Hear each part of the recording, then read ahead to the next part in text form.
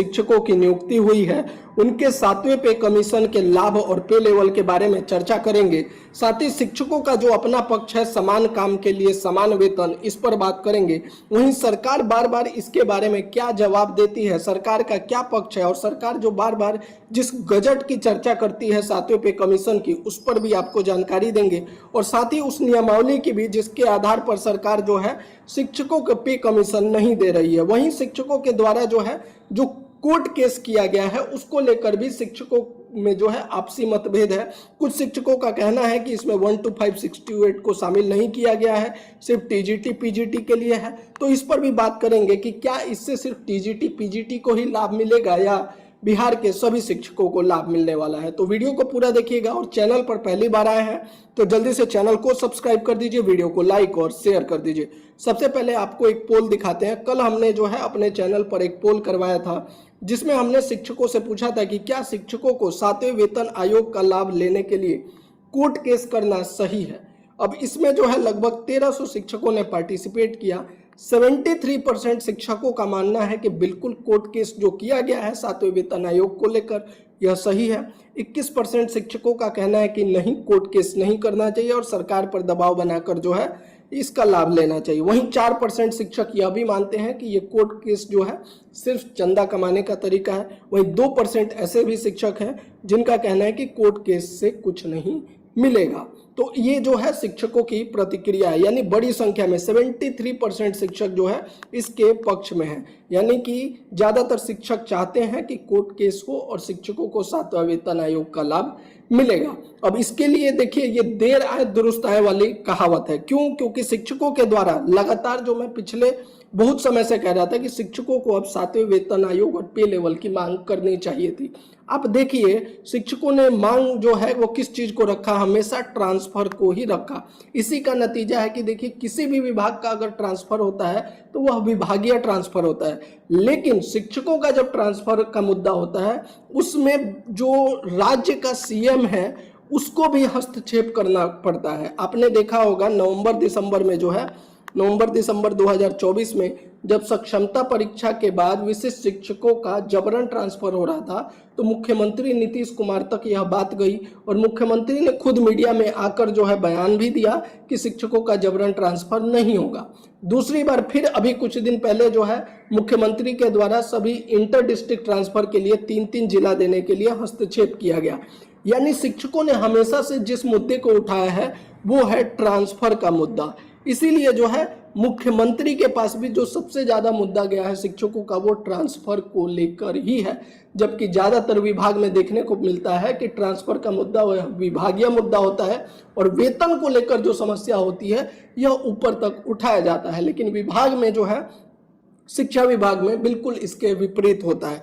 खैर अब जो है शिक्षक 7वें वेतन आयोग को लेकर मांग कर रहे हैं और इसके लिए कोर्ट केस भी किया जा चुका है। अब यहाँ पर जो सरकार के द्वारा पक्ष रखा जाता है, देखिए शिक्षा मंत्री से ये प्रश्न पूछा भी गया है, मीडिया में भी कई बार इसको चलाया गया। शिक्षा मंत्री ने जो है बयान जो दिया था, आपको याद होगा कि उन्होंने विधानसभा में बयान दिया कि जो बीपीएससी शिक्षकों की नियुक्ति हुई है उनको राज्यकर्मी का दर्जा हम दे रहे हैं।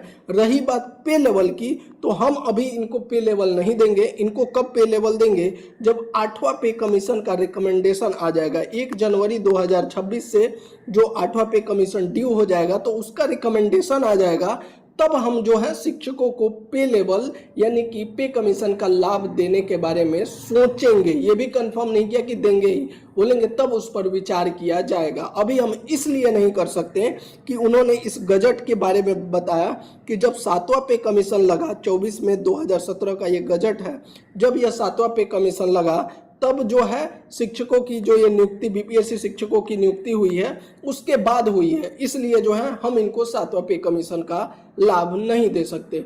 हालांकि मुख्यमंत्री शिक्षा मंत्री से यह भी पूछना चाहिए कि अभी कुछ दिन पहले ही बिहार शिक्षा परियोजना परिषद को जो है कई कर्मचारियों को जो है यहाँ पर 7वें पे कमीशन का लाभ दिया गया, तो उनको किस आधार पर दिया गया। वहीं एडीओ की जो वैकेंसी आई है उसमें भी पे लेवल दिया गया है। एडीओ की जो वैकेंसी आई है वो भी बीपीएससी के द्वारा ही कंडक्ट किया जा रहा है। एक ही एग्जाम है, पे लेवल 5 वहाँ भी रखा गया है। तो अगर जब शिक्षा मंत्री के द्वारा ये बयान दिया गया था तभी इस मुद्दे को और जोर शोर से उठाया गया रहता, जिस प्रकार से अब किया जा रहा है, तो शायद स्थिति कुछ और होती। और हो सकता है कि 7वां पे कमीशन का लाभ अगर नहीं भी मिलता तो कम से कम जो सरकार है, वर्तमान सरकार, वो अपने मुद्दे में, एजेंडे में जरूर रखती। लेकिन अभी जो है बिहार के शिक्षकों को सिर्फ ट्रांसफर का मुद्दा जो है उठाया गया और उसी पर चर्चा चल रही है। वहीं दूसरी बात जो शिक्षा मंत्री ने कहा था कि बिहार राज्य विद्यालय अध्यापक नियुक्ति, स्थानांतरण, अनुशासनिक कार्रवाई एवं सेवा शर्त नियमावली, ये वो नियमावली है जिसके तहत बीपीएससी शिक्षकों की नियुक्ति हुई थी। इसमें कहा गया कि जो बीपीएससी शिक्षक है उनको राज्यकर्मी का दर्जा है, लेकिन उनके ऊपर ये नियमावली है और इस नियमावली में जो है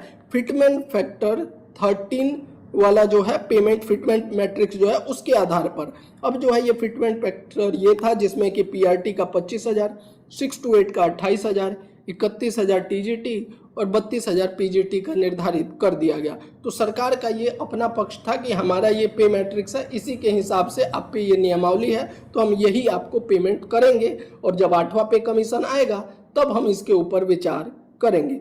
अब जो कोर्ट केस किया गया है उसको लेकर भी कई तरह के प्रश्न है। सबसे पहला जो प्रश्न है इसमें जो पूछा गया है कि 1 to 5 और 6 to 8 को इसमें इंक्लूड नहीं किया गया, तो बिल्कुल इसमें 1 to 5, 6 to 8 को इंक्लूड नहीं किया गया है। लेकिन ये कहना कि 1 to 5 और 6 to 8 को लाभ नहीं होगा, यह बिल्कुल गलत है। आइए आपको रिट जो दायर किया गया है उसकी कुछ महत्वपूर्ण चीजें बता देते हैं। सबसे पहले जो ये रिट दायर किया गया है इसमें 5 शिक्षक पेटिशनर्स हैं। ये सभी शिक्षक जो हैं, आलोक कुमार जो मेन है वो आलोक कुमार श्रीवास्तव इनका नाम है और इन्होंने एक वीडियो में भी इसके बारे में बताया हुआ है, आप उसको देख लीजिएगा। जहां तक मुझे जानकारी है और जो इस रीट में है, इस रीट में 5 पेटिशनर हैं जिन्होंने ये पेटिशन दायर किया है। और इसमें क्या कहा गया है, सबसे पहला जो पॉइंट है, जो पहला आधार बनाया गया है कि जो शिक्षकों की नियुक्ति हुई 2023 में नियमावली आई, उसमें जो शिक्षकों का पे मैट्रिक्स दिया गया, यहाँ पर मैं आपको थोड़ा जूम करके भी दिखा देता हूँ। ड्राई स्किन ये मौसम नहीं, ये मॉइस्चर लॉस है आपकी स्किन से। स्किन बैरियर डैमेज होने पर मॉइस्चर खोने लगता है। Lakme peach milk moisturiser 2% pro ceramides जो स्किन बैरियर को रिपेयर करे और पेप्टाइड्स मॉइस्चर को लॉक करे, the smooth plump skin barrier repair with Lakme peach milk moisturiser.